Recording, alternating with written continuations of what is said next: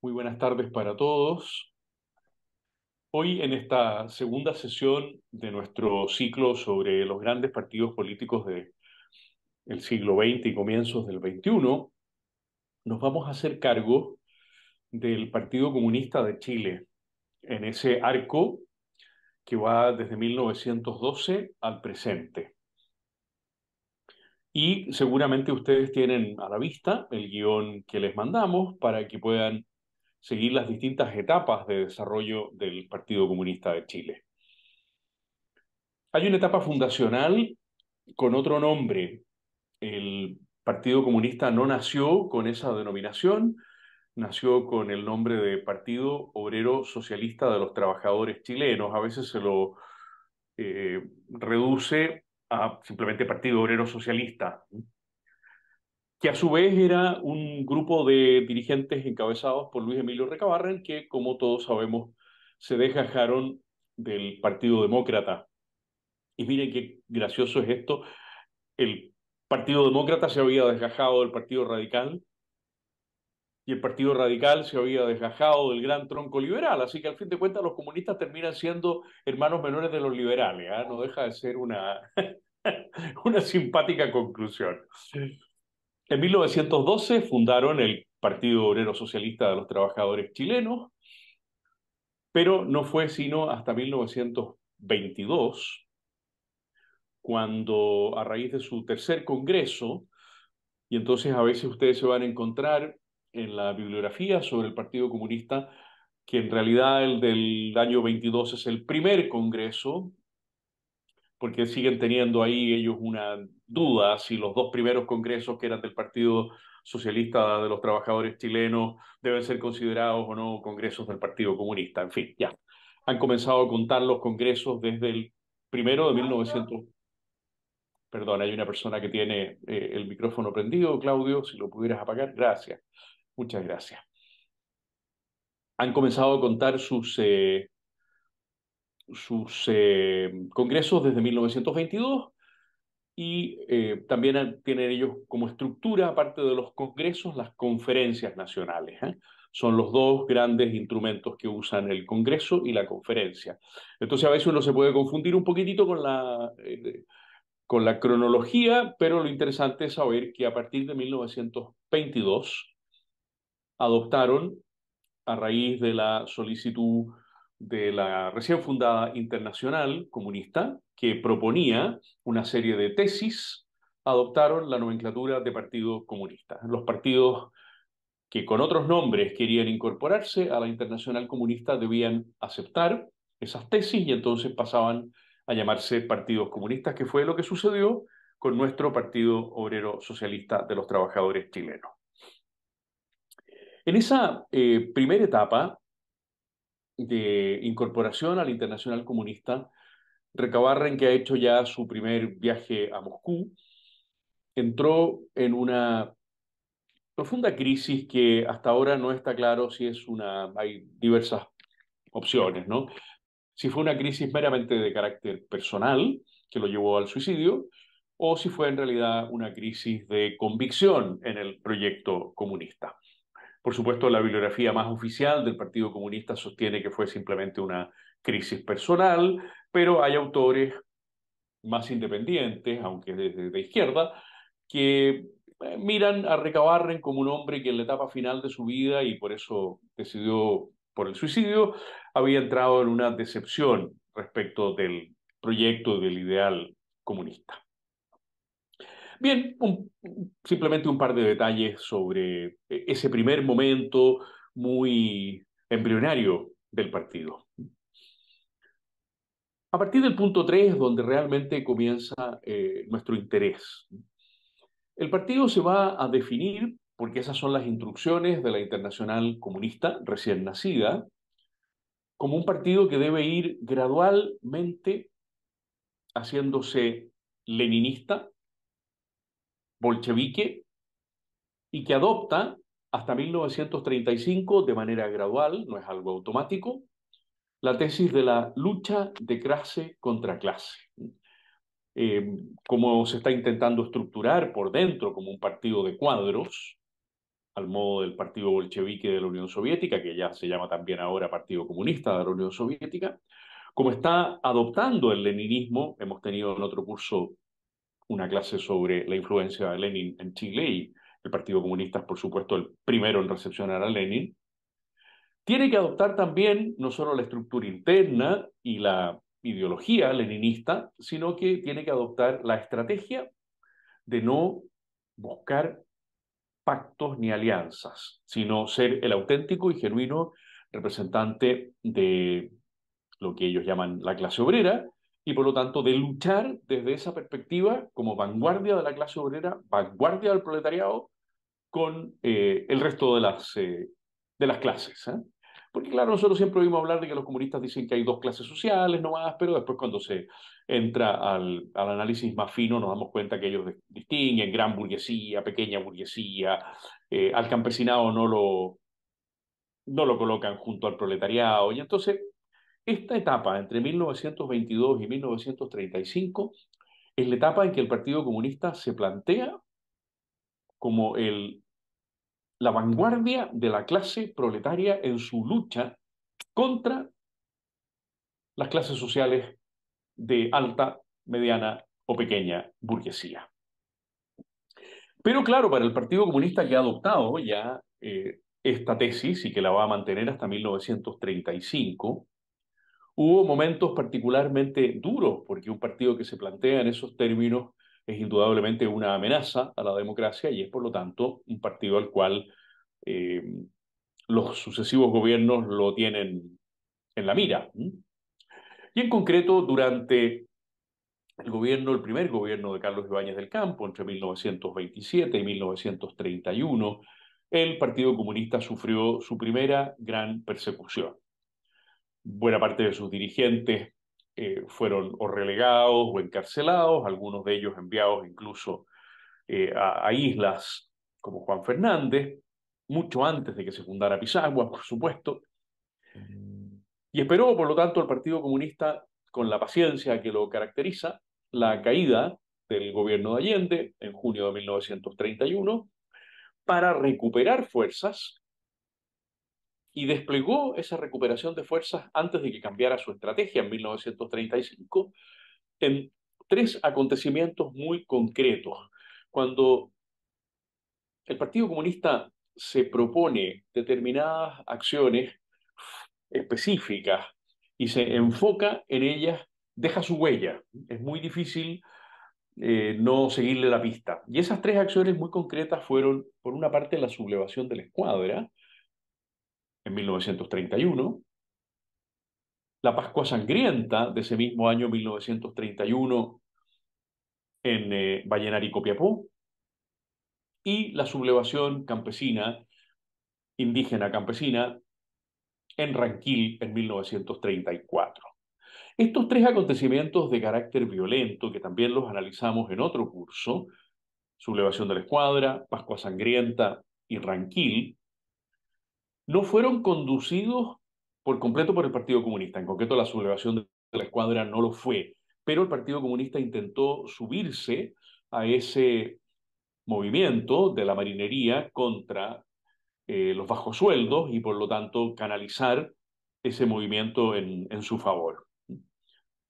Fue, por lo tanto, una circunstancia que para el Partido Comunista estaba en bandeja, aunque finalmente se resolvió, como todos sabemos, con una transacción con los marinos. Mucho más grave fue la Pascua Sangrienta de la Navidad del 31, por eso se llama así, Pascua Sangrienta, la Navidad del 31, en que primero en Copiapó y después en Vallenar, militantes comunistas intentaron tomarse regimientos y comisarías. Fracasaron y fueron seriamente reprimidos, ¿no? Y el partido entonces se dio cuenta a esas alturas, independientemente de que todavía no llegaban las órdenes de que cambiara su estrategia, que iba a ser muy, muy difícil poder desplegar una acción político-militar en esos momentos en la historia de Chile. Pero lo volvió a intentar por tercera vez, y lo intentó esta vez lejos de los centros urbanos, como había sido la sublevación de la Escuadra en Coquimbo y Talcahuano, y después en Copiapó y Vallenar. Esta vez lo intentó cerca de la cordillera, en Ranquil o Ranquil, algunos le ponen el acento gráfico en la A, pero me parece que es Ranquil, y de nuevo con un resultado muy precario, muy pobre en eficacia política, pero el Partido Comunista también así fue entrenando sus cuadros para la acción político-militar.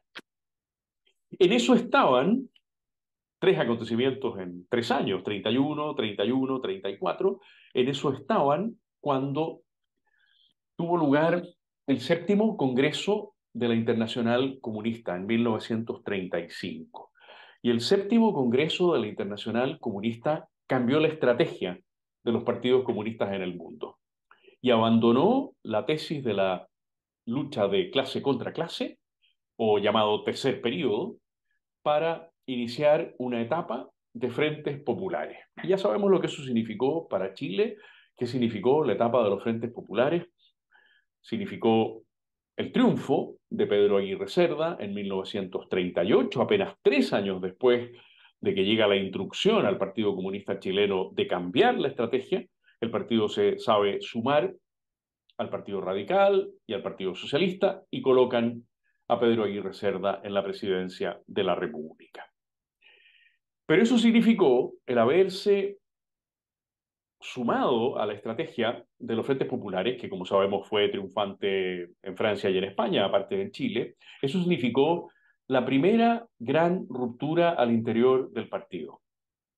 Porque un partido que venía formándose para la lucha de clase contra clase con acciones ya de carácter militar, como habían sido sobre todo la Pascua Sangrienta de Vallenar y Copiapó, y con un carácter también confrontacional muy duro, la sublevación de la Escuadra y Ranquil, ese partido, de la noche a la mañana, frena a su militancia y le indica que de ahora en adelante lo que se va a hacer es buscar alianzas con otros partidos a los cuales se los ha llamado hasta 1935 burgueses, reformistas, tibios, en fin, todos los apelativos típicos del comunismo para descalificar a quienes de ahí en adelante, desde el 35 en adelante, pasarán a ser sus aliados. Y entonces eso suscitó una primera fuga de militantes, muchos de ellos eran fuertemente trotskistas.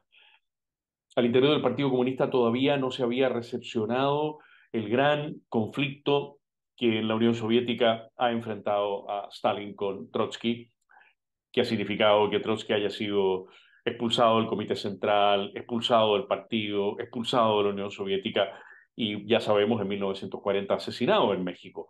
Todavía la recepción de ese fenómeno soviético no es plena, pero sí el grupo de trotskistas que militaban legítimamente dentro del Partido Comunista de Chile decidieron irse cuando supieron de la estrategia de los frentes populares y formaron uno de esos tantos pequeños grupos que se han formado como rupturas del Partido Comunista que se llamó la Izquierda Comunista. Y ese grupo no tuvo mayor destino. Ha sido bastante frecuente en la historia de Chile que se formen estos grupos de comunistas escindidos y hasta ahora han fracasado siempre al margen del Partido Comunista oficial. Bueno, el Partido Comunista participó en una segunda fila en el gobierno de Aguirre Cerda, ayudó también a la elección de Juan Antonio Ríos y fue muy dependiente en esos años de los delegados de la Internacional Comunista que venían a Chile. Hay ahí un personaje que vale la pena conocer y leerle sus libros, el peruano Eudosio Rabinés. Tiene 2, 3 libros fantásticos que revelan su desilusión progresiva con el Partido Comunista, cuando en realidad él había sido el principal agente de la Internacional Comunista en América para Chile. Siendo él peruano, militante del Partido Comunista peruano, era la persona indicada, precisamente porque era extranjero, para alinear al Partido Comunista chileno con las directivas de la Internacional Comunista a su séptimo congreso. Y las obras de Rabinés muestran hasta qué punto el Partido Comunista chileno era dependiente hasta el comienzo de la Segunda Guerra Mundial, de las indicaciones que le llegaban desde Moscú, en realidad pasando por Buenos Aires, ¿no? Buenos Aires era el pilar de toda la distribución de información y de instrucciones para América, pero en el caso nuestro a través de este peruano. También es muy interesante en este periodo la figura mítica de Marcos Chamúdez. Marcos Chamúdez será diputado del Partido Comunista, será expulsado del partido, dicen por malversación de fondos. Él dice que eh, él renunció al partido cuando se dio cuenta de la miseria que había ahí, miseria ideológica y moral que había ahí dentro. Y Marcos Chamúdez se convertirá, igual que Eudoxio Rabines, perdón, en uno de los más acérrimos anticomunistas en la década de los 50, los 60 y comienzos de los 70. Marcos Chamúdez, habiendo sido expulsado o habiendo renunciado al partido, será después director del diario La Nación, fundará esa revista tan entretenida que se llamó PEC, Política, Economía, Cultura, y será un anticomunista y un antiallendista muy entusiasta. Son los años, por lo tanto, en que el Partido Comunista abandona su estrategia de la lucha de clase contra clase, asume la estrategia de los frentes populares, se suma a los gobiernos de Pedro Aguirre Cerda y con posterioridad al tercer gobierno radical de Gabriel González Videla, cuestión que veremos con algo más de detalle, pero sufre su primera ruptura importante con la salida de quienes formarán la izquierda comunista.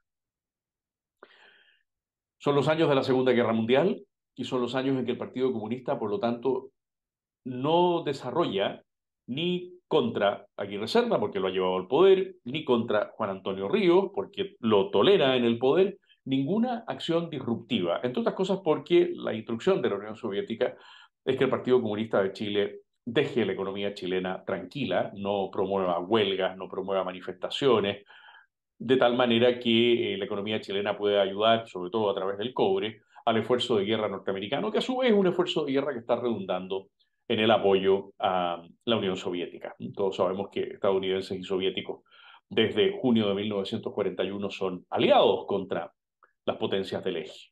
Entonces el Partido Comunista Chileno está a la espera de que termine la guerra para reformular una estrategia más activa, porque lo que ha hecho durante los años de la guerra es sumar simplemente alianzas con los radicales. Pero, así como ha sumado alianzas con los radicales, ha comenzado una dura lucha contra los socialistas. Sectarios como son los comunistas han visto que el Partido Socialista recién nacido, ha nacido el año 33 recién, es un partido muy joven que ha unificado las distintas tendencias socialistas que había, que ese Partido Socialista le puede competir en el plano sindical, eventualmente más adelante en el plano agrario, que le puede competir en el plano estudiantil. Y entonces el Partido Comunista comienza a desarrollar una acción muy dura contra los socialistas que va a significar, como ya veremos un poco más adelante, un conflicto muy grave en la presidencia de Gabriel González Videla. Efectivamente llegamos a esa presidencia que es uno de los momentos centrales de la historia del Partido Comunista.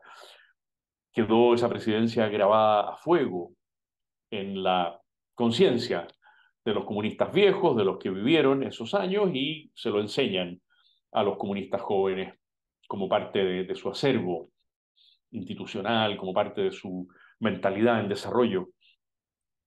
Efectivamente, en 1946, tercer gobierno radical, los comunistas deciden, siguiendo la tesis de los Frentes Populares, volver a apoyar un candidato radical. Ese candidato, como todos sabemos, es ganador, es Gabriel González Videla, que le promete a los comunistas a voz en cuello que jamás se romperá la alianza entre ellos y él. Pero como los comunistas comienzan un doble juego en las minas del carbón, en ferrocarriles, con los choferes de la locomoción colectiva en Santiago, como Gabriel González Videla recibe también evidentes presiones terminada la guerra de los Estados Unidos para ponerle límite, freno al Partido Comunista de Chile, dado el comienzo de la Guerra Fría. Cuando Gabriel González Videla hace su primer cambio de gabinete importante, deja fuera a los tres ministros comunistas que había incorporado al inicio de su gobierno.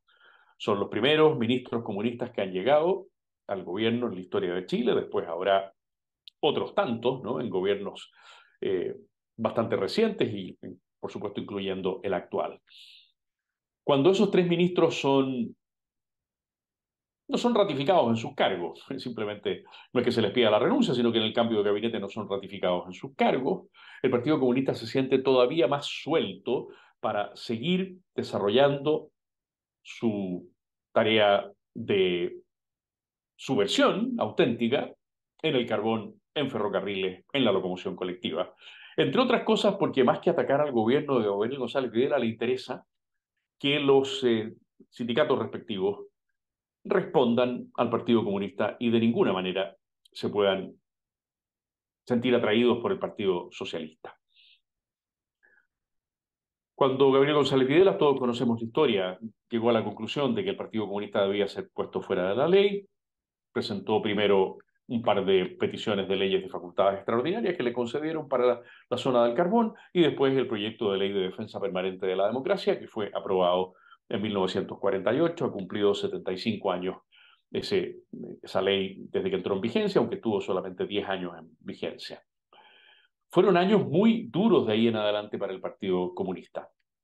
La proscripción significó que más de 30.000 militantes comunistas fueron borrados de los registros electorales, que todos los militantes comunistas fueron expulsados de la administración pública, que se abrieron campos de detención como el de Pisagua y lugares de relegación a lo largo de todo Chile para los dirigentes principales, que el gobierno se querelló contra Neruda por los insultos de Neruda contra el presidente de la República, muchos de ellos los publicaron en periódicos extranjeros, y por lo tanto el comienzo de una etapa muy dura para el partido.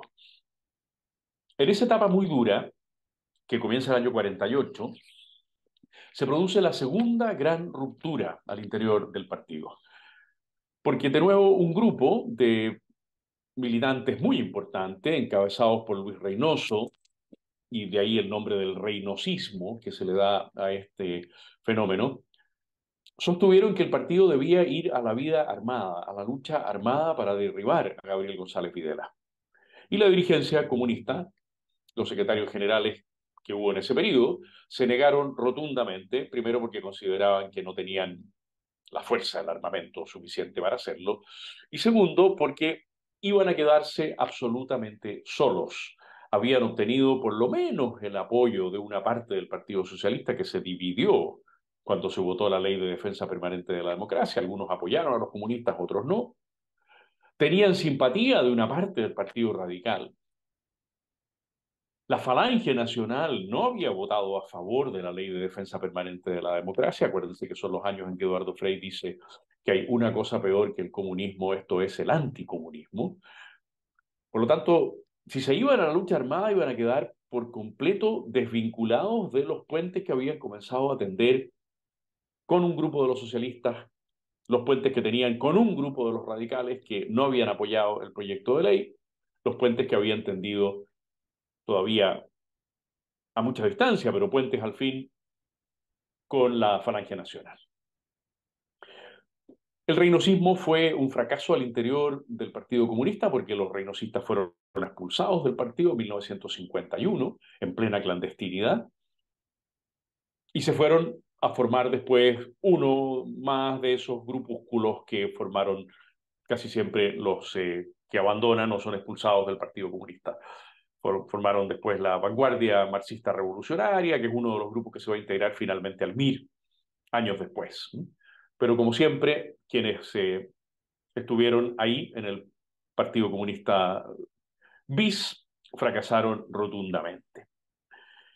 ¿Qué hizo el Partido Comunista? Bueno, simplemente agachó la cabeza, aceptó la relegación, aceptó el campo de prisioneros de Pisagua. Cuando digo aceptó, no es que lo haya aceptado de palabra, pero supo esperar con paciencia el término del gobierno de Gabriel González Videla del año 52 y la promesa que Carlos Ibáñez del Campo había hecho de que durante su gobierno, miren qué paradoja, él que había perseguido a los comunistas entre el año 27 y el 31, que 20 años después, durante su gobierno, se derogaría la ley de defensa permanente de la democracia, cosa que, como sabemos, solo se hizo al terminar, en los últimos meses del gobierno de Carlos Ibáñez del Campo.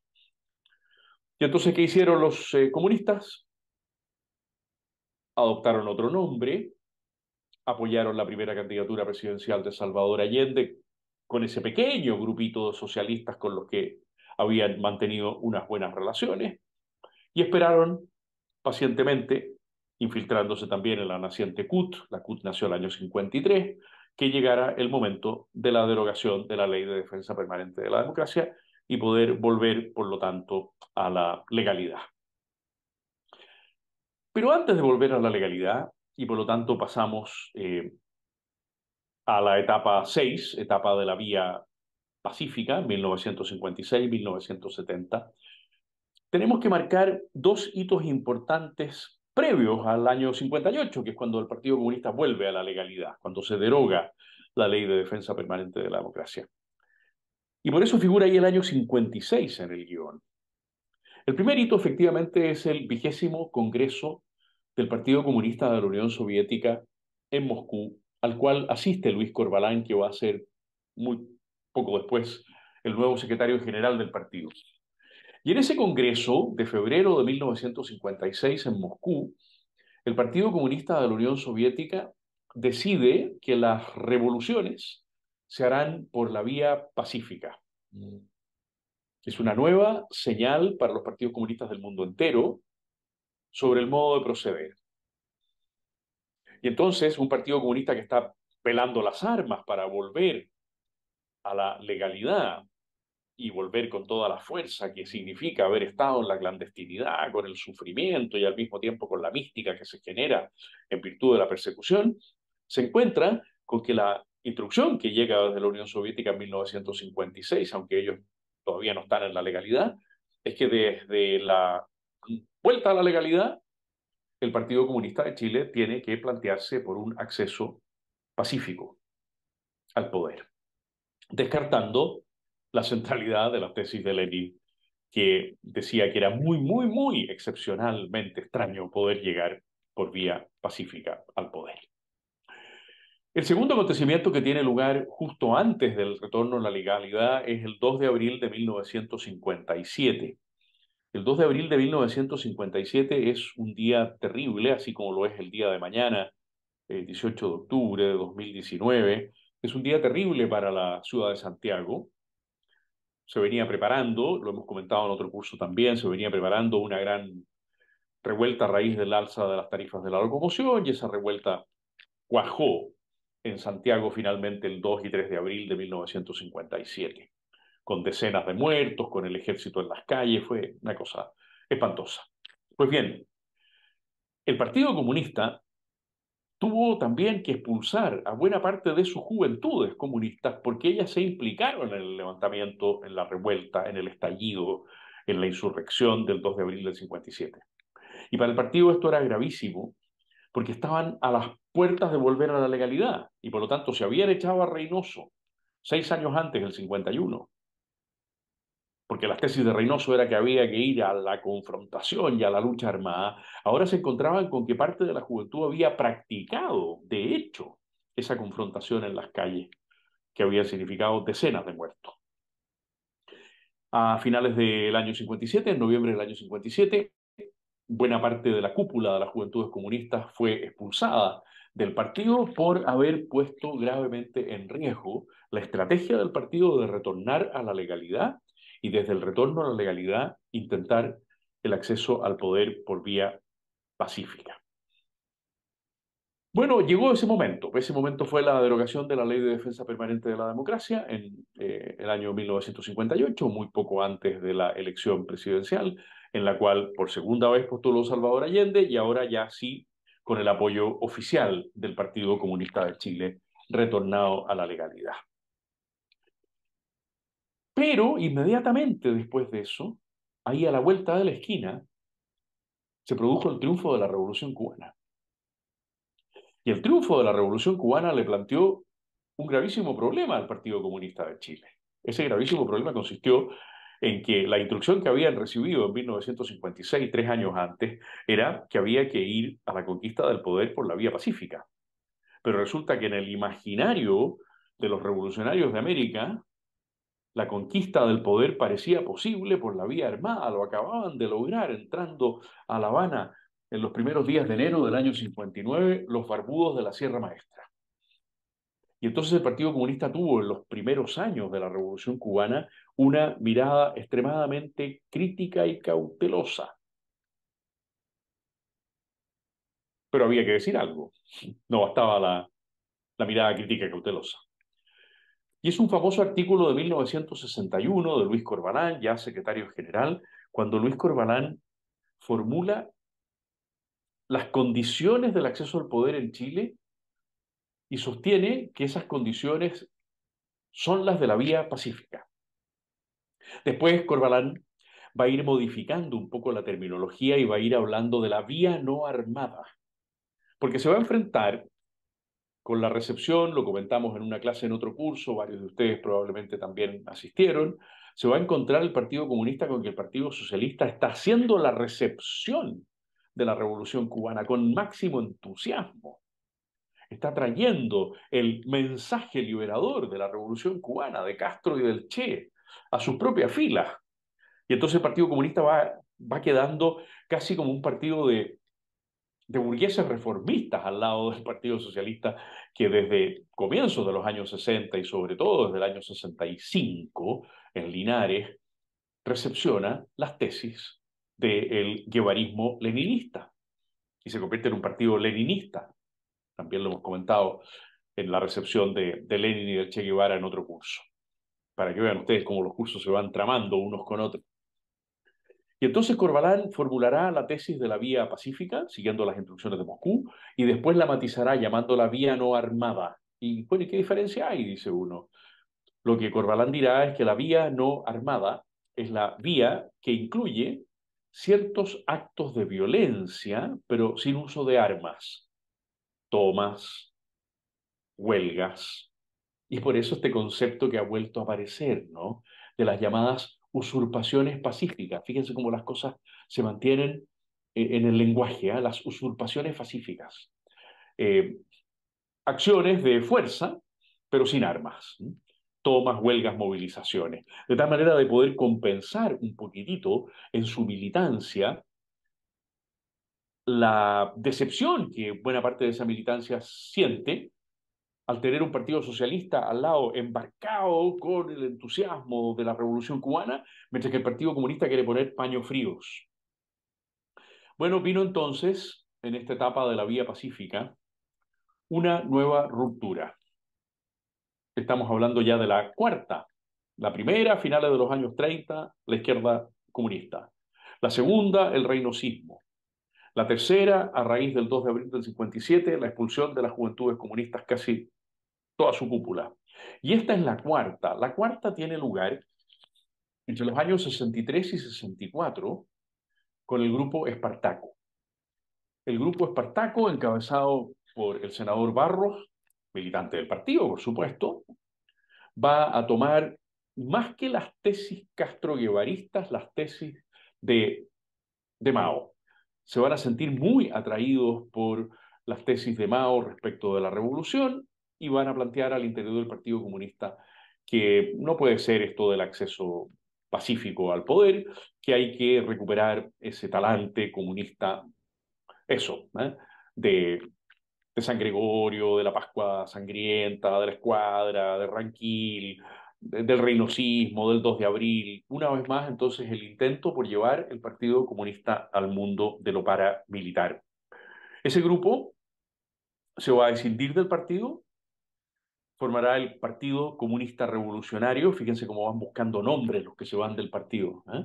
El Partido Comunista Revolucionario, Partido Comunista que va a durar bastante tiempo, ¿eh? Se va a disolver por allá por los años 80, 88, pero que tiene un sucesor hoy día que ustedes seguramente lo han visto en las paredes, ¿no? El PCAP, el Partido Comunista Acción Popular.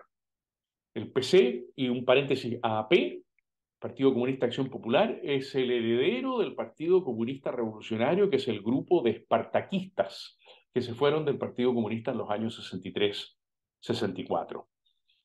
Todo el empeño de Corbalán y del Partido Comunista de Chile está en apoyar por tercera vez a Salvador Allende y con la paciencia que tienen los comunistas, a pesar de la derrota del año 64, preparar una nueva candidatura de quien sea, no iba a ser necesariamente Allende, para acceder al poder, ojalá en 1970. Por lo tanto, esta etapa de la vía pacífica entre los años 56 y 70 es la etapa en la que se desarrolla una estrategia de unidad muy contraria a la estrategia del Partido Socialista, que es el Frente de Liberación Nacional, en que todas las fuerzas progresistas, dicen los comunistas, deben confluir, y a eso lo llamarán Unidad Popular en 1970, frente a las tesis socialistas, que es la tesis del Frente de Trabajadores, que solamente los trabajadores deben ser los que realicen la revolución y una revolución por vía armada. Finalmente, los comunistas terminarán convenciendo al Partido Socialista de que se sume a la tesis del acceso al poder por la vía electoral. Y para eso se resignan a que el candidato por cuarta vez sea Salvador Allende, militante del Partido Socialista, hombre que no ha apoyado en los congresos de Linares y Chillán las tesis de la vía armada, aunque como todos sabemos tiene siempre ambigüedad respecto del uso de las armas. Pero es un aliado mucho más fácil dentro del Partido Socialista para el Partido Comunista que Carlos Altamirano, que Adonis Sepúlveda. Y entonces comienza la etapa de la Unidad Popular, que vamos a recordar en dos pinceladas, porque es la que todos conocemos mucho mejor, el partido más fiel a Salvador Allende, con ministros en el gobierno, por lo tanto, por segunda vez en su historia, y al mismo tiempo el partido que va desarrollando su aparato paramilitar. Luis Corvalán ha sido muy sincero para decir que ellos tenían entre 1.000 y 1.500 hombres perfectamente conocedores del manejo de armas y que después tenían otra serie de grupos chicos, los llamaban.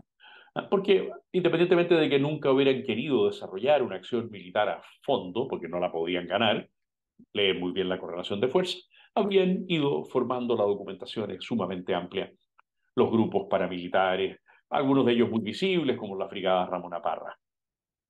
Pero son años en que también el Partido Comunista despliega el cenit de su acción cultural. Se había tenido a Pablo Neruda como el principal agente de la asociación entre comunismo y cultura. Ahora será la nueva canción chilena y en particular Víctor Jara, Quilapayún, Inti Illimani, quienes van a llevar esa imagen hacia adelante. La imagen de la música, de así llamada protesta o de la nueva canción chilena en términos más genéricos, y que está vinculada directamente a militantes del Partido Comunista como los que he mencionado. Y también realizará su actividad semicultural a través de la Universidad Técnica del Estado, cuyo rector, Enrique Kirchberg, es militante del Partido Comunista durante la Unidad Popular, y la Universidad Técnica del Estado se convierte en la punta de lanza del Partido Comunista en el mundo universitario chileno. Bueno, pero así como tiene tensiones permanentes con el Partido Socialista durante la Unidad Popular, la tensión más fuerte la tiene con el MIR, como todos sabemos. De nuevo, por lo mismo, porque las tesis del MIR ya las conocemos, son tesis de usar los frentes de masas, el frente campesino, el frente estudiantil, el frente sindical, el frente indígena, para ir a la conquista del poder por la vía armada, y eso para el Partido Comunista sigue siendo un error grave. Y por lo tanto serán continuas las peleas entre el Partido Comunista y el MIR al interior de las izquierdas, porque el MIR no forma parte de la Unidad Popular. Las tres etapas finales que recordaremos quizá mucho más de cerca son la etapa de la lucha contra el gobierno militar entre 1973 y 1989. En una primera etapa se produce una división entre el exilio y la clandestinidad. ¿Ah? Hay dirigentes importantes que van al exilio y hay dirigentes de muy poca importancia que se quedan en lo que se llama la dirección interior. En una actitud bastante controlada, no se nos olvide nunca que el mismo 11 de septiembre por la mañana es el Partido Comunista el que frena la resistencia armada de socialistas y miristas en los cordones industriales. Eso está perfectamente documentado, que Volodya Teitelbaum dijo el partido no va a sumarse a la defensa armada del gobierno de Allende, mientras no sepamos si los militares van a cerrar o no el Congreso, cuestión bastante absurda, digamos. Tenían que buscar un argumento. ¿Por qué? Porque ellos sabían que si lanzaban a su gente a la lucha, iba a ser una derrota en todos los términos. Iban a perder el armamento, iban a perder muchísimos hombres y mujeres de las juventudes comunistas y de los segmentos más jóvenes del partido. Por lo tanto, algunos pasaron a la clandestinidad y otros se fueron al exilio. Y esas direcciones interiores fueron cayendo. Cayeron dos direcciones interiores y cayeron dos direcciones de las juventudes comunistas. O sea, hubo cuatro grupos de dirigentes que el Partido Comunista perdió a manos de la represión. Pero a partir de 1980 se produjo un cambio muy importante porque el partido decidió, de una vez por todas, iniciar su política de rebelión popular de masas. Esa política la puso en práctica desde que comenzó a notarse la gravedad de la situación económica a partir de 1982-1983, con las protestas urbanas y con la formación del Frente Patriótico Manuel Rodríguez. La política de rebelión popular de masas estaba apoyada en la protesta popular y en el desarrollo de un grupo de guerrilleros urbanos y rurales con ese nombre. Ese grupo, como sabemos, hacia el año 88, cuando había fracasado la importación de armamento por Carrizal Bajo, aunque no sabemos cuánto de ese armamento todavía, como dijo Corbalán años después, está guardado por si las moscas. Había fracasado porque fueron descubiertos y había fracasado el intento de asesinato contra el presidente Pinochet. Entonces se produjo una discusión fortísima al interior del frente cuando ya se asomaba el plebiscito del 88 y el partido quería bajar el perfil absolutamente a la lucha armada, de tal manera que los partidarios del sí, del gobierno en concreto, no tuviera un pretexto para llamar a votar que sí, y ese pretexto fuera el, la presencia armada del Partido Comunista a través del Frente Manuel Rodríguez. Y entonces se produjo esa división entre el Frente Manuel Rodríguez del Partido Comunista, que se disolvió, y el Frente Manuel Rodríguez Autónomo, que siguió funcionando y que desgraciadamente tomó la decisión dramática de asesinar el 1 de abril de 1991 a Jaime Guzmán. Ya no eran militantes del Partido Comunista, sino que era el Frente Manuel Rodríguez Autónomo. ¿Qué hizo el Partido Comunista frente al plebiscito? Se sumó marginalmente al no. No formó parte del comando en sentido estricto, pero apoyó el no. Y cuando llegaron las primeras elecciones en democracia, el Partido Comunista formó, como lo había hecho en clandestinidad antes con el Movimiento Democrático Popular, formó ahora el Partido Amplio de Izquierda Socialista, el PAIS, y llevó candidatos por distintas partes con cero éxito, nulo éxito. El sistema binominal impidió que los comunistas sacaran en la primera elección de 1989 ningún diputado, ningún senador. En esos años, justamente, 88 al 91, se produjo una cuarta salida muy importante de militantes comunistas. Ahí salió Fanny Poyarolo, ahí salió Ales, ahí salió Rovira, ahí salió un grupo muy, muy importante de militantes del Partido Comunista. Leal, Antonio Leal, y como siempre intentaron formar un partido distinto, el Partido Democrático de Izquierda. ¿Quién se acuerda del Partido Democrático de Izquierda? Absolutamente nadie. Fracasaron, muchos de ellos después fueron a parar al PPD, Leal, Poyarolo, Ales, me parece que también fueron a parar al PPD, y ahí hicieron el final de sus carreras políticas sin haber logrado un partido comunista fuera del Partido Comunista. En esa etapa 9 de la reincorporación a la democracia, es una reincorporación con exclusión. El sistema binominal impide que el Partido Comunista, que ha sido rehabilitado para poder participar de la vida pública, porque había sido inhabilitado por el Tribunal Constitucional. En una sentencia del año 85, el Tribunal Constitucional, a requerimiento de Jaime Guzmán, inhabilitó para la futura vida democrática al Partido Comunista de Chile, al Partido Socialista Fracción Almeida, al MIR y al referente que los incluía a todos ellos, el Movimiento Democrático Popular, el MDP. Pero el Partido Comunista consiguió su rehabilitación invocando que el artículo octavo había sido derogado con las reformas constitucionales del año 89 y por lo tanto participó con candidatos propios en la primera etapa de la democracia. Participó también apoyando candidaturas simbólicas a la presidencia de la República, tratando de reconstruir una alianza en la que había muy pocos socios disponibles. El Partido Socialista no estaba disponible, su alianza la había realizado desde el comienzo de la concertación con la democracia cristiana, tampoco estaba disponible un pequeño partido radical, no estaba disponible el PPD, y entonces el Partido Comunista va buscando alianzas con esos escasísimos potenciales socios. El Partido Humanista es casi lo único que le va quedando, o grupos descolgados de los socialistas.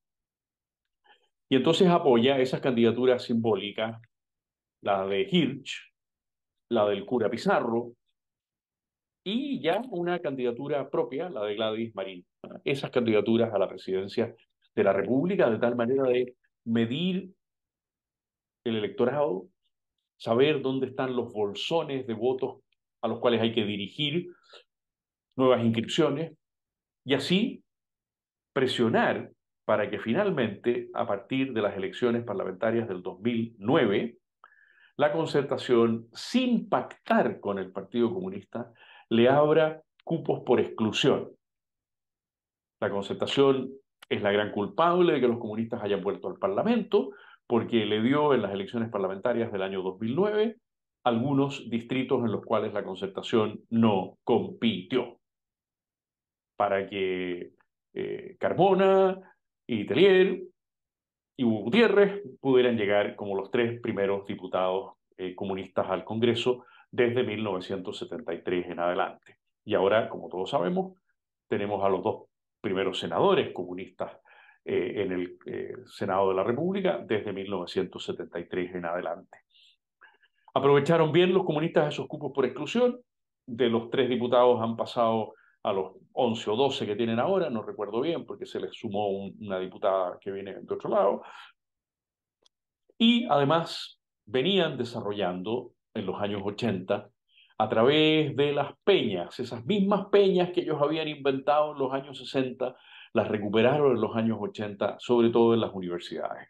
Y ahí fueron trabajando con las juventudes comunistas el despliegue de un movimiento juvenil que dará desgraciados frutos en muchas universidades chilenas. Hoy día los volvemos a ver al mando de la FECH y los vimos con Camila Vallejo en su momento al mando de la FECH, la Juventud Comunista, como un instrumento fundamental de penetración y de control en las universidades. Han llegado los comunistas a tener presencia en dos gabinetes de la historia republicana reciente, en Bachelet II y en Boric, y lo que es más insólito, lograron confluir en Bachelet II con ministros demócratas cristianos, lo cual no había sucedido nunca antes en la historia de Chile. Jamás había habido confluencia de ministros demócratas cristianos y ministros comunistas en un mismo gabinete. En las tres oportunidades anteriores, en que las dos oportunidades anteriores, perdón, en que los comunistas habían estado en los gabinetes durante la Unidad Popular y antes con Gabriel González Videla, no había habido ministros de la Falange en su momento o demócratas cristianos durante la Unidad Popular. O sea que, qué desgracia para la democracia cristiana haber roto esa separación doctrinaria e histórica y haberse dispuesto durante Bachelet II a compartir gobierno con el Partido Comunista. Hoy, y con esto termino, las perspectivas del Partido Comunista son al interior de la colectividad dudosas. Una nueva generación quiere abrirse paso, una vieja generación acabamos de ver que se resiste a darle espacio a esa nueva generación, una vieja generación mucho más dura, pero nada garantiza que el momento en que se produzca efectivamente el relevo de la nueva generación de Cariola, Vallejos, Núñez y otros personajes, ¿no? Esa nueva generación vaya a ser menos comunista, no nos hagamos ninguna ilusión en ese sentido, ¿eh? Quizá estemos a las puertas de una nueva ruptura. Cuando digo a las puertas no me refiero a una semana ni un mes, pero sí en los próximos años de una nueva ruptura por las tensiones que sí sabemos que hay al interior de las juventudes comunistas, ¿no? Donde hay una fuerte tendencia al conflicto social una vez más, a la lucha callejera, al esperar, ya que no lo han querido hacer respecto de Boric abiertamente, han estado sacando las castañas con la mano del gato anarquista y de otros gatos, pero en la eventualidad de un nuevo gobierno, ojalá de derecha esta vez, de verdad, eh, hay una tensión fuerte al interior de las juventudes comunistas por volver a validarse en la lucha en las calles y poderle quitar la preeminencia a los diversos grupos anarquistas, incluso a los restos del Partido Comunista Acción Popular, que, que han estado también ahí conduciendo la primera línea en algunos momentos. Tenemos un partido comunista que si ustedes entran a la página y se quieren contaminar un rato, sigue siendo marxista-leninista, ortodoxo, con un estricto control sobre su militancia, comisión de control y cuadros, que permite uno que otro disidente, como el alcalde Jadwe, pero que los permite principalmente o quizá únicamente para poder tener el doble juego. Así como los comunistas dicen que ellos están siempre con un pie en la institucionalidad y con otro pie en la calle, también desde sus propias filas es bueno para ellos tener a un par de outsiders como Gutiérrez y Jadwe que propongan las cosas más inauditas, más insólitas. Hertz también en buena medida se suma a esa línea y entonces el resto del partido aparezca quizá a veces hasta como más moderado, ¿no? Es el doble juego que ellos hacen.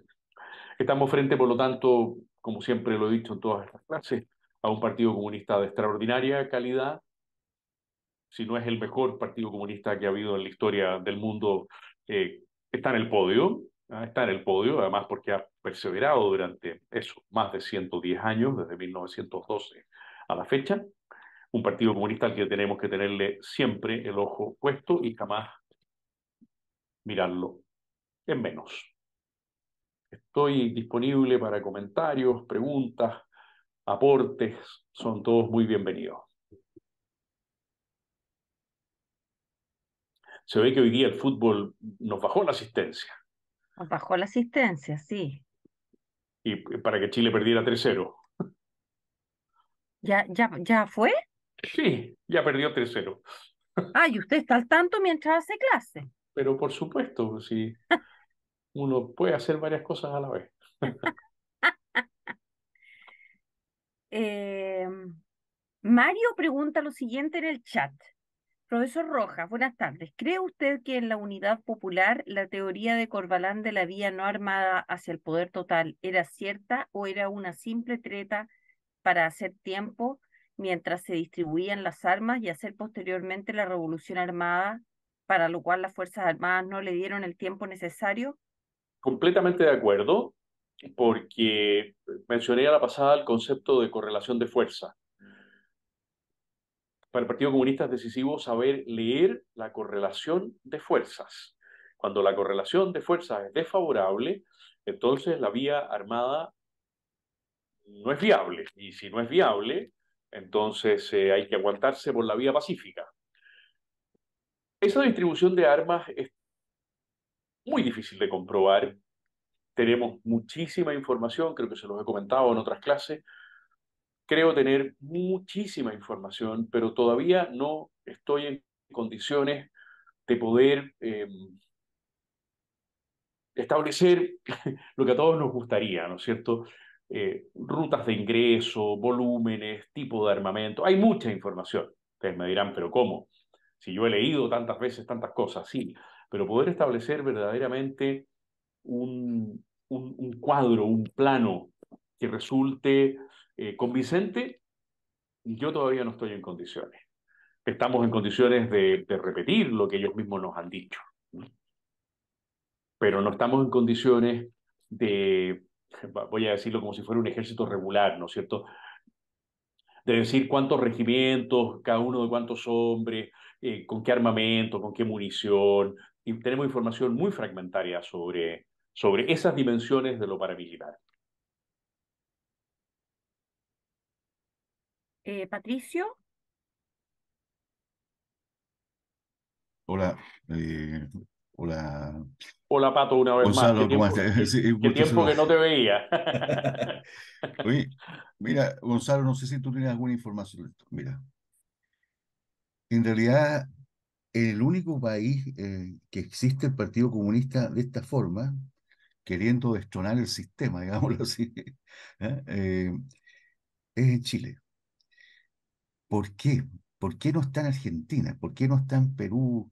Así como, ¿por qué no está en los otros países? ¿Por qué no está, y solo, bueno, obviamente solamente en Cuba? ¿Por qué qué ambiente hace que esto se mantenga o sea posible que estén, digamos, que subsista una visión tan, tan contrasentido, digamos, de cómo es el desarrollo de la sociedad, digamos, en Chile, por lo menos? No tengo una respuesta unívoca. Es una gran, es un gran dolor, no solamente un gran interrogante, es un gran dolor por qué nos toca a nosotros, por así decirlo. Pero sí un par de caminos a explorar. Primero, su disciplina interna. El chileno es una persona dentro de América con un gran anhelo de orden. ¿Te acuerdas lo que comentábamos el sábado que don Jaime Seguirre había visto en Portales, ¿no? Como Portales había descubierto el anhelo de orden del chileno. Y por otra parte, el chileno somos bastante buenos para diagnosticar y diagnosticar nuestro inconformismo. Entonces resulta que un partido que requiere de una disciplina y de un orden tremendo y que se adhiere al inconformismo nacional que siempre lo encuentra casi todo malo, ¿eh? Dotado de un sistema leninista, auténticamente leninista, de formación y de control y con objetivos absolutamente autodeterminados, sin permitir que al interior del partido haya disidencia. Hemos visto cinco fracturas del partido, ¿eh? Cuando hay fracturas es porque ha habido conflicto, pero el conflicto se resuelve siempre con la salida de los conflictivos. Yo siempre me quejaba cuando era militante de la UDI de que el Tribunal Supremo no operaba. Ahora que soy miembro del Tribunal Supremo del Partido Republicano, tengo que ser consecuente, no digo más. Cuando un Tribunal Supremo de un partido no opera, ese partido está condenado, sea cual sea su eh, sentido y organización interna, está condenado al fracaso y a la disolución. En el caso del Partido Comunista no es cuestión de Tribunal Supremo, es la Comisión de Control y Cuadro. Y la Comisión de Control y Cuadro es estrictísima para depurar. El joven comunista es formateado. Ese formato no es pura y simplemente un lavado de cerebro. Ese formato tiene muchos elementos de naturaleza ordenadora, sustitutiva de la presencia de Dios en la vida del ser humano, y al mismo tiempo de un ideal que se les inyecta, que está basado en el odio, por supuesto, que está basado en la violencia, que está basado en el conflicto, y que hace que muchas personas terminen abandonando el Partido Comunista individualmente, ¿eh? Porque hoy día hemos hablado de las 5 rupturas que ha tenido el partido, ¿no es cierto? Pero son decenas de miles los militantes que lo han abandonado. También el sábado tuvimos la posibilidad de oír a Sergio Muñoz Rivero, ¿no? Sergio Muñoz Rivero, el 11 de septiembre, el director de la revista Ramona, el director de la revista Las Juventudes Comunistas. Sergio Muñoz Rivero estuvo en 3 campos de detenidos. Sergio Muñoz Rivero lo pasó muy mal y abandonó el partido.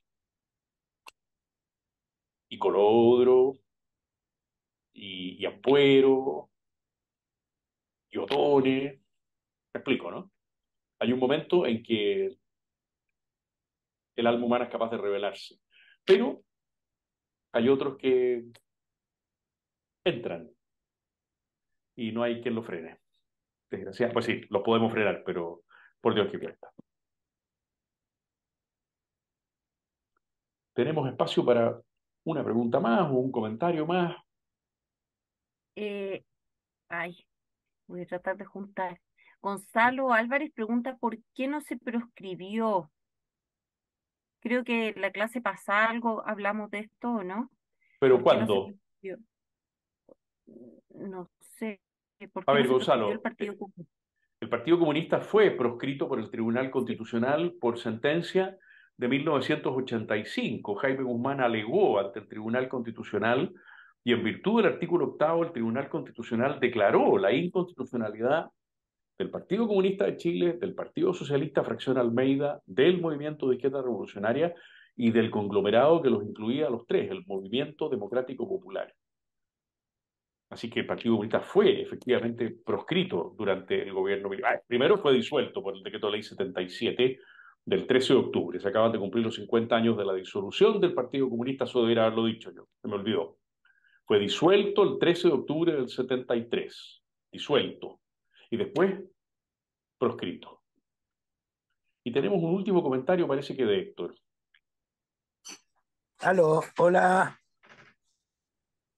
¿se Te oímos, escucha? Héctor. Sí. Te oímos, Héctor. Ya, hola, ¿cómo estás? Muy buenas tardes. Qué gusto haber estado en tu clase, la escuché con una atención que no te imaginas. Que si Qué hay una bueno, qué de las bueno. cosas que me puedo, sí, que me puedo jactar es de que todo aquel que me hable del Partido Comunista no a favor es mi mayor amigo, te lo digo de inmediato. Mira, la pregunta mía es la siguiente, que más o menos sabemos, pero para las nuevas generaciones que no han vivido como nosotros, ¿no es cierto?, que ya pasamos la barrera de los 40, de los 50, eh, ¿cuál ha sido el aporte del Partido Comunista, el aporte no tan solo a la patria como Chile, sino que cuál es el aporte de ellos eh, a la política en Chile? Porque todo lo que escuchamos, todo lo que vemos, leemos, Uy, se nos fue Héctor. indica, Ah, indica que a la democracia solo le ha hecho mal el Partido Comunista. por supuesto, Eso es mi, claro. ¿Me entiendes? eh, Entonces, es como, es como no lo logro entender, no está en mí, con todo lo mal que le ha hecho a Chile, a la democracia, todo, y aún siguen renovando brotes. ¿Te fijas? digamos, Héctor, que hay dos tipos de demócratas. Los demócratas que creen que tienen derecho a participar en la democracia, incluso los que no son demócratas, y los demócratas que creemos que solo tienen derecho a participar en la democracia los que son demócratas, y los que no son demócratas Correcto. no tienen derecho a participar en la democracia y por lo tanto deben ser proscritos. Esa era la tesis de Jaime Guzmán y por eso quedó el artículo octavo. Desgraciadamente el artículo octavo fue derogado, aunque algunos de sus criterios se trasladaron al artículo 1915, me parece, ¿no? Entonces hay dos tipos de demócratas y desgraciadamente la inmensa mayoría de los demócratas chilenos, genuinos, pertenecen al primer grupo, al grupo que creen que sea lo que alguien haga, sea lo que sea, diga lo que diga alguien, por el solo hecho de que se autodefina como demócrata, ya tiene derecho a participar en el juego democrático, aunque todos sabemos que su único objetivo, su única tarea es destruir la democracia. Correcto. Entonces Por eso, es la falta de fortaleza para tomar la decisión de decir, contigo no se puede jugar. Punto. No voy a jugar el juego democrático contigo, porque tú, en por cuanto eso es puedas, tan transformas el importante, juego. Gonzalo, es tan importante que todo esto que tú hablamos, conversamos, lo escuchen nuestras nuevas generaciones de republicanos, porque nosotros tenemos nuestras convicciones muy bien puestas y nadie nos las va a cambiar. Aparte que vivimos ya épocas que fueron muy difíciles, pero los chicos nuevos que pueden tener convicción republicana, pero que de repente miran así como más livianos y dicen, oye, pero ¿qué van a hacer los comunistas? Si, estos gallos no, si están dentro de la democracia, tal como dices tú, pero que no son demócratas y nunca lo han sido, porque el único fin de ellos es imponer una ideología. Nosotros podemos, ¿no es cierto?, ir a una elección, podemos ya, perdemos, nos ganó, qué sé yo, perdimos con esto, todo, pero seguimos en el juego de la democracia, entre comillas, limpia y de una democracia sin violencia. Ellos jamás van a aceptar eso, jamás. Entonces, eso es tan Bueno, importante que hay que ahora decirle a nuestras nuevas generaciones, sí, totalmente de como acuerdo, apoyo a Héctor. lo que tú estás haciendo. Totalmente de acuerdo. Solo con una observación que va a ser particularmente insolente para todos los presentes. Y es que nosotros venimos insistiendo, no, que es que tengo que ser así. Nosotros venimos Claro, insistiendo en Foro Republicano desde el año 2020, desde que la pandemia nos trajo a este sistema. Venimos insistiendo que necesitamos que los adultos consigan que sus hijos o sus nietos asistan a nuestros ciclos de formación. correcto.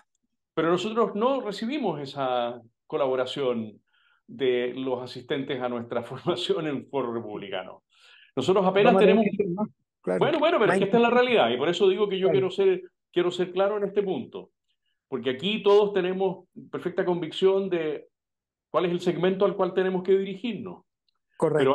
pero a ese segmento no estamos llegando y la responsabilidad es de todos los que estamos aquí de no estar llegando a ese segmento. Esos chiquillos no van a llegar más que muy excepcionalmente a tocar el timbre a nuestra sede. Algunos llegan a tocar el timbre, pero la Claro. inmensa mayoría tienen que llegar llevados por nosotros, nosotros los profesores universitarios, respetando su libertad, pero haciéndoles una oferta.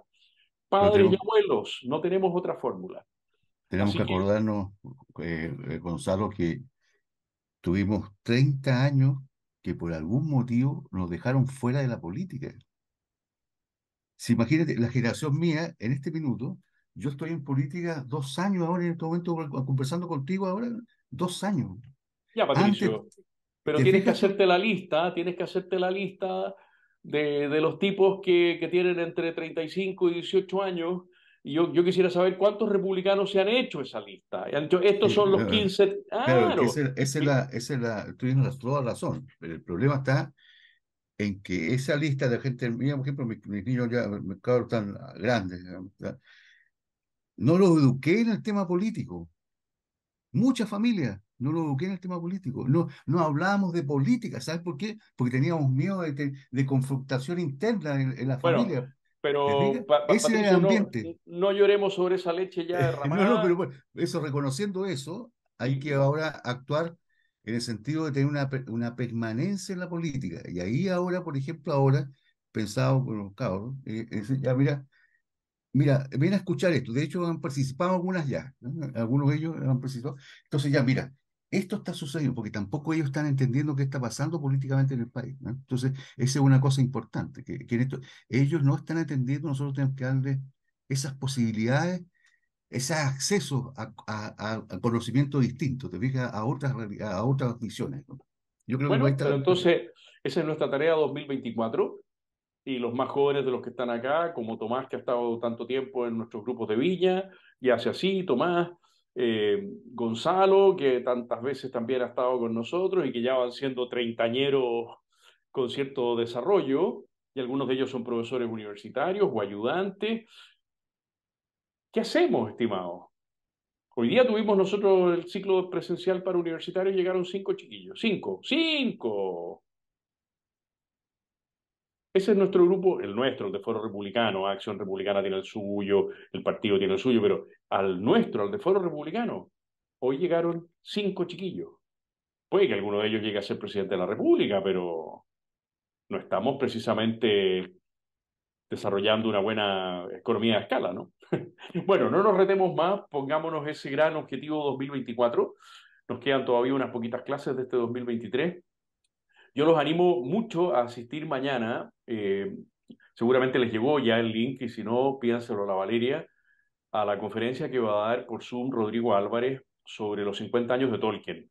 Y que creo que es una oportunidad magnífica de convidar a gente joven porque muchos de ellos han sido lectores de Tolkien. Tolkien murió hace 50 años y Rodrigo es la primera autoridad en Chile sobre Tolkien y va a dar una conferencia en nuestro Zoom, así como hemos tenido una al comienzo del año, otra sobre Miguel Casta, ahora viene esta sobre Tolkien y vamos a terminar con una sobre Lewis, pues se cumplen los 60 años de la muerte de Lewis.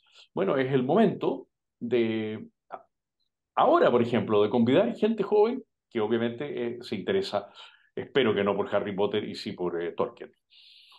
Estimadísimo, un abrazo grande para todos, muchas gracias a la Valeria. La semana que Gracias. viene ustedes ya tendrán una tercera clase. Estoy tratando aquí de abrir un archivo para recordarles cuál es. Ya, aquí se abrió el archivo. nada menos que sobre el Partido Demócrata Cristiano con el profesor Jaime Abedrapo. ¿Eh? Él va a tratar el Partido Demócrata Cristiano y terminarán una clase sobre la UDI con el profesor Carlos Frontaura. Así que no se quejen de la oferta que les hemos hecho y de esperar que seamos muchos más, dado que el pobre Chilito fue goleado hoy día. La gente que prefirió ver a Chilito y no a nosotros tiene su merecido. Gracias, Un abrazo grande. gracias, Estén gracias, bien. gracias. Un Chao. gusto Chao a grande que estés bien. todos. Chao, chao.